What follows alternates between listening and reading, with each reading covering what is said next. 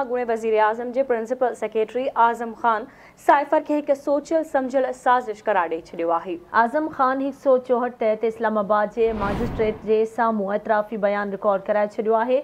आज़म ख़ान जो चवणु आहे त साइफ़र मामले में समूरनि काबीना मेंबरनि खे मुलविस कयो वियो ऐं समूरनि माण्हुनि खे ॿुधायो वियो त साइफ़र खे कीअं इस्तेमालु करे सघिजे थो। अॻूणे वज़ीर आज़म जे प्रिंसिपल सेक्रेटरी आज़म ख़ान चयो त साइफ़र जो हक़ीक़त सां को तालुक़ नाहे। साइफ़र खे सिर्फ़ सियासी मक़सद लाइ इस्तेमालु कयो वियो। इहो ड्रामो प्री प्लान बणायो वियो हो।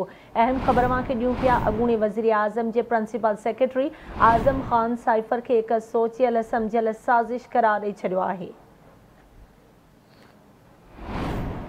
एक भेरो ॿीहर अवांखे अहम ख़बर खां आगाह करे रहिया आहियूं। अॻूणे वज़ीर आज़म जे प्रिंसिपल सेक्रेटरी आज़म ख़ान साइफ़र खे हिकु सोचियल सम्झियल साज़िश करार ॾेई छॾियो।